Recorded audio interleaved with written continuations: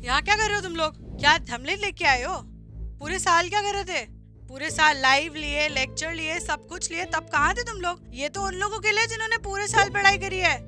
तुम क्या कर रहे हो यहाँ पे? जाओ जाओ, तुम्हारे लिए कोई काम नहीं है इधर। पता नहीं क्यों आ जाते हो तुम लोग इधर उठ उठ के। एग्जाम को कुछ महीने रह गए हैं, कुछ दिन रह गए हैं, और तुम लोग आ रहे हो कि तुम्हें 40 में से 40 चाहिए इंग्लिश के लिए। If you think that is possible, be grateful and be thankful. क्या करना है? क्या है, क्या बोलता है अपना थंबनेल? धुरंधर IMCT 2026 इंग्लिश 40 में से 40 मार्क्स चाहिए। तो अब ये जो है, ये है बहुत बड़ा क्वेश्चन मार्क, दोनों साइड से और साइज से क्वेश्चन मार्क। क्यों? पूरे साल पढ़ाई तुमने करी नहीं। एग्जाम से 2 हफ्ते पहले तुम्हें याद आता है इंग्लिश तो हो जाएगा, इंग्लिश बहुत इजी है, it's very easy, it's easily scorable, सब कुछ हो सकता है।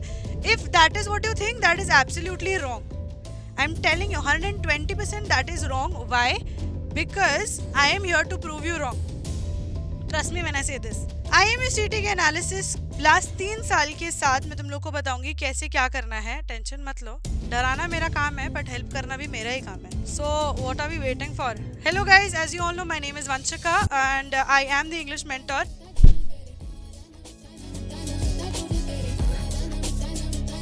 अब ये टॉपिक्स तुम बोलोगे मैम कितनी बार बोले हैं, कितनी बार बताओगे, कितनी बार क्या करोगे। एक पहले तुम्हें मैं एनालिसिस देती हूँ, ठीक है? I just draw a table here, ठीक है? 2023, 2024 and 2025। Okay, parts of speech में 2023 में आए थे 25 क्वेश्चंस, 24 में आए थे 6 एंड 25 में आए थे 6, ठीक है? ये है आपका parts of speech. Recurring chapter है, आता ही आता है। स्टेटमेंट ये है कि कितना आएगा उसकी कोई वैल्यूएशन एंड कोई सर्टेनिटी नहीं है given by IMCT। I am going to keep it very clear to you and going to keep it very bluntly honest कि देखो, झूठ बोलने का काम अपना वर्डिंग वेरिएंटर्स का है नहीं। हम लोग तुमको क्लियर स्टैट्स देंगे क्योंकि वो हमारा काम है, ठीक है? चलो, सिनोनिम्स एंड एंटोनिम्स क्या आए थे? 2023 में आए थे 0, 2024 में दे गिव 14 एंड 2025 में आल्सो दे गिव 14 क्वेश्चंस, ठीक है? सिनोनिम्स एंड एंटोनिम्स, ठीक है? 14%। चलो, active and passive voice, active and passive voice से देख लेते हैं। 2023 में they give 1 question and then in the next they give 5। अब आप लोग बोलोगे कि ma'am previously you are not studying active and passive voice, suddenly कैसे आ गया? This came because company sponsorship के exams में they were asking these certain questions, synonyms and antonyms, passive and active questions, and apart from that they changed the scenario from essay to creative writing, that is the letter writing and the email writing part, ठीक है? चलेगा। अब भी बात करते हैं errors की। Errors जो कि 3 तरीके के होते हैं as discussed with you, ये आए थे तीनों साल में 0, ठीक है? उसके बाद करते हैं वन वर्ड सब्स्टिट्यूशन की। One word subs, let's just keep it short. One word substitution के तुम्हारे क्वेश्चंस आए थे 2023 में थे 0, 2024 में थे 6 और 2025 में भी थे 6। अब अगर ये तुम्हारा क्लियर स्टैट है जो कि तुम्हें सर्टेनिटी दिखा रहा है, उस बेसिस पे 5 मोस्ट इंपॉर्टेंट टॉपिक्स हैं जो कि मैं अपने एंड से बोलूंगी are going to come in IMCT, which is going to help you score out of 40 out of 40, मतलब बेस्ट आउट ऑफ बेस्ट के लिए I am here and I am going to help you out today, ठीक है ना? First topic that we have is tense from parts of speech. It is extremely and highly important topic. Why? Because इसका तुम्हारा जो importance है and acceptance and recurrence है, ये आता है तुम्हारा फाइंडिंग एरर्स में, also parts of speech and correct formation of sentences में इसका relevancy is at max the best and the best, ठीक है?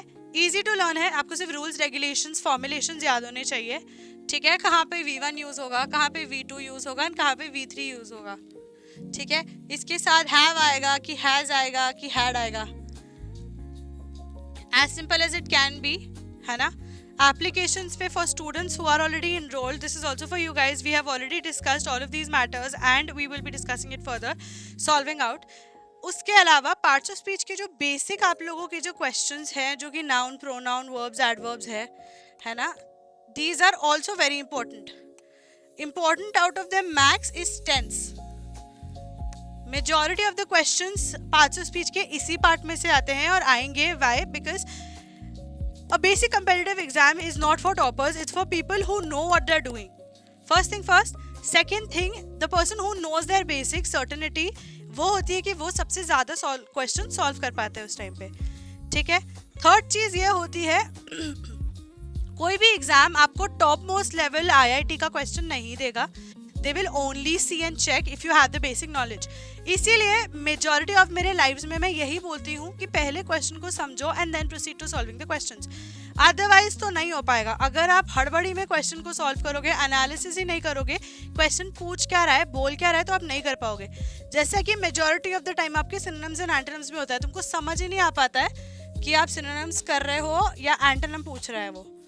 Always understand. अभी तो टाइम नहीं बचा है. पहले I gave you a strategy of doing it 7 in the morning, 7 in the evening. Now I would suggest synonyms की कोई certainty नहीं है. There's n number of words that you need to go through and solve. So in order to get a hold of it, what you can do from now onwards is do 20 in the morning, 20 in the evening. That gives you a question of 40. This needs to be 20 in the morning and 20 in the evening till IMUCT. अब तो तुम्हारे पास revision का भी time नहीं है. इसके अलावा last में बताऊंगी what all exactly you need to do. ठीक है. Synonyms and antonyms का you know what all need to do. Idioms and phrases या idioms, अपने मुहावरे, ये आपको बहुत यूज करना या याद रखना जरूरी है. Why? Because it is highly important. क्योंकि comprehension में हम लोगों ने जो लास्ट 3 साल के एनालिसिस में देखा था, they have asked a lot of idioms के questions and they have added a lot of phrases into the comprehension in order for us to analyze and understand. ठीक है. idioms and idioms ये तुम्हारे जो 3 हैं, ये तो है तुम्हारे लर्निंग पे, ये तुमको लर्न करना ही पड़ेगा. और solve as many PYQs, solve as many question papers as you can for this and for having quick solution to this. 40 question solve करना इजी नहीं है. इन टाइम डेफिनेटली इजी नहीं है. अभी से अगर स्टार्ट करोगे तो भी स्कोप है, कर लोगे. कोई ऐसा प्रॉब्लम नहीं है जो तुम लोग नहीं कर सकते हो. Because I have faith in you, you guys should have faith in me as well. We have always help you out throughout the procedure. But अभी मैं बोलूंगी सॉल्व करो as many question papers as possible. Why? Because अगर तुम्हारे पास speed and strategy नहीं होगी of solving the question कि तुम्हारे समझ में कितनी जल्दी आ रहे हैं, तुम लोग नहीं कर पाओगे. इंग्लिश ही नहीं है, मैथमेटिक्स है, केमिस्ट्री है, फिजिक्स है. These 3 subjects require time in solving. Solutions निकालने में समय लगता है. आंसर सॉल्यूशंस तुम्हारे पास आएंगे. एमसीक्यू बेस्ड में तुम जय माता दी टिक नहीं कर सकते हो. Understand, analyse and get a hold of your lives if you still have not. ठीक है. वन वर्ड सब्स्टिट्यूशन, अनेक शब्दों के एक शब्द, ये नया एडेड है ऑलरेडी. बडिंग मेरिनोज एप्लीकेशन पे we have added quite a material for this one as well. For the people who are here for the very first time, please no, please understand this topic is important. Last 2 साल में IMUCT ने suddenly हम लोग को surprise करके वूहू कर दिया है और ये आ चुका है. Please get a hold of your lifestyles, get a hold of what this thing is. Hindi में तुमने सब कुछ पढ़ा हुआ है, इंग्लिश में तुम्हें ज्यादा डिफिकल्टी नहीं होनी चाहिए. It should not be of something that should be of problem and substitution to you. It should not be an option. It should be a major and main priority right now. Synonyms, antonyms, idioms and phrases, one word substitution. Synonyms क्या होता है? विलोम शब्द और पर्यायवाची. Idioms क्या होता है? मुहावरे. One word substitution, अनेक शब्दों के एक शब्द. That is it. You have been studying this since 2nd standard and 2nd grade. High time, you guys, grow up and get a hold of your lifestyles and get an idea of what this is and please solve it. It is very difficult to get all of these things done, but you need to have faith in yourself कि हाँ मैं कर लूँगा. अगर ये hope and ambition नहीं है ना कि मैं नहीं कर पाऊंगा, तो नहीं होगा भाई. बहुत क्लियरली पहले ही बता रही हूँ, I am not going to sugar coat my words at all. If you have a will there is a way, if there is a will there is a way. ठीक है. चलो फाइनल 5th टॉपिक पे, spelling error. 3 तरीके के होते हैं. पहला होता है ग्रामर, जो कि होता है आपका टेंस से रिलेटेड. ठीक है. हैव एंड हैड साथ में डाल दिया, V1 के साथ V3 यूज कर दिया. Grammar, punctuation. अभी भी I've seen a lot of students, they don't know what is exclamation, what is apostrophe, what is comma, what is colon. Please get a hold of your lifestyles if you want to do creative writing. जो तुम लोगों का writing है comprehension के topics में, this is important.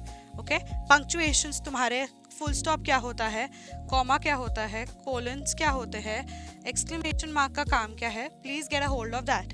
And third जो है आपका, वो है आपका स्पेलिंग एरर। प्रोनाउंसिएशन दोनों की सेम है, स्पेलिंग अलग है, मतलब भी अलग है। प्रोनाउंसिएशन के बेसिस पे जज मत करना, स्पेलिंग डिफरेंशिएशन देख लेना, जैसे कि THEIR एंड THERE दोनों देर है, दोनों देर के काम एंड सब्स्टिट्यूशंस अलग हैं। सोल SOUL एंड SOLE दोनों सोल का स्पेलिंग एंड प्रोनाउंसिएशन अलग अलग है, प्रोनाउंसिएशन सेम है, स्पेलिंग अलग अलग है। So just get a hold of your life brain head and combine it at one place, and this is going to be it from my end.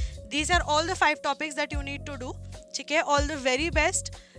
It's just in case if you have any doubt, queries and questions, this is what you need to do. I will just move a little aside.